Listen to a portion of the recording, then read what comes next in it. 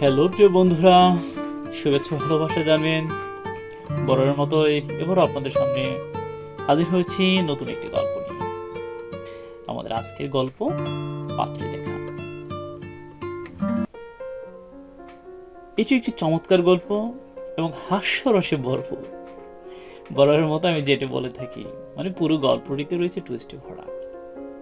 আপনি শুনতে শুনতে আপনি দেখবেন যে হাসতে হাসতে টলে পড়ছেন। আমার কথাটা হয়তো আপনার বিশ্বাস হচ্ছে না, তাহলে আর কি লিখে থাকুন এবং ও করতে থাকুন, দেখবেন আমার কথা সত্যতা আপনি পেয়ে গেছেন। তবে দেরি কেন, চলুন ফেরা যাক আমাদের মূল গল্পে। বলছি ব্রহ্মগল্প পাত্রী দেখা।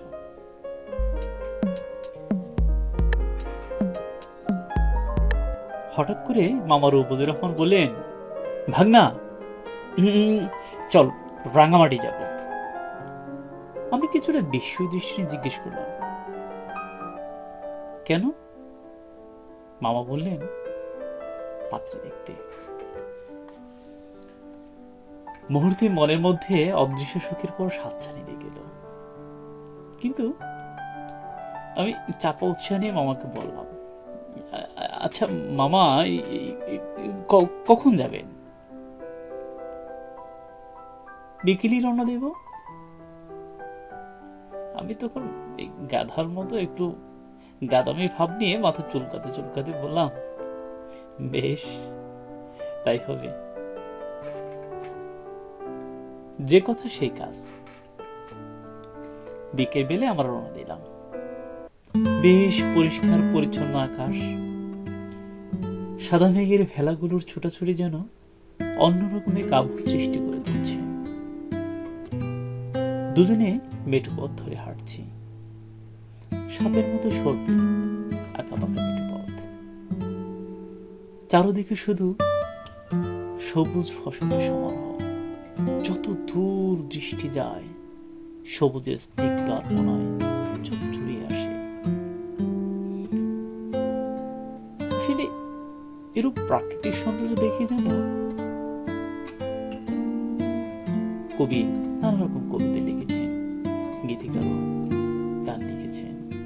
এমন দেশটি কোথাও খোঁজে পাবে না কো তুমি, সকল দেশের রানী সেজে আমার জন্মভূমি, সেজে আমার জন্মভূমি, সেজে আমার জন্মভূমি। ধান খেতে সরোয়াইদের উপর দিয়ে হাঁটছি, আর মাঝে মধ্যে সবুজ ধানের শেষে আলতো হাত বুলিয়ে দিচ্ছি। আমি সামনে আর মামা পিছনে। কিছুদূর যেতেই আমি বললাম, মামা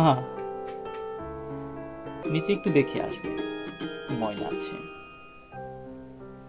মামা কি যেন মনে করলো, ঠিক বোঝা গেল না, কিংবা আমার কথাটি হয়তো গুরুত্ব দিলেন না। কেবল এইটুকু বুঝলাম যে আমার কথায় তিনি বিশেষ গুরুত্ব দেননি, বয়সে ছোট বলে কিনা। যাই হোক, ফলে যা হবার তাই হলো। তিনি যেই না তার ডান পা ময়লার উপরে ফেললেন, আর অমনি সে ময়লা ছিটকে তার সারা শরীরে একেবারে। মামা তাকিয়ে দেখেন তার সারা শরীরে হলুদ হলুদ কি যেন লিপটে গেছে। জিনিসটা ভালো করে বোঝার জন্য তিনি হাত দিয়ে দেখার চেষ্টা করলেন, কিছু বুঝতে পারলেন না। তখন আরো ভালো করে বোঝার জন্য নাকের কাছে নিলেন। মামা সর্দি থাকার কারণে বোধহয় সঠিক ঘ্রাণ শক্তি নিতে ব্যর্থ হলেন, কিন্তু হেরে যাওয়ার পাত্র তিনি মোটেও নন। জিনিসটা পরখ করার জন্য আঙুলের ডগায় নিয়ে জিহ্বা লাগাই জিভে দেওয়া মাত্রই বিদ্যুৎ গতিতে বললেন, এই যে গু।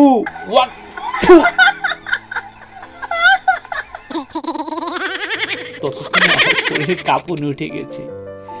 মামা তার চোখ রক্তবর্ণ করে শুধু আমাকে বললেন, 2 দিন ধইরা প্রফেসরি কইরা অহন গুয়েরে কোষ ময়লা না, বিয়াদ্দবের বিয়াদ্দব।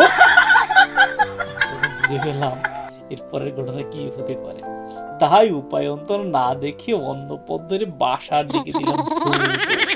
আমার নাগার পাইকে আমরা ছুটছি তো ছুটছি।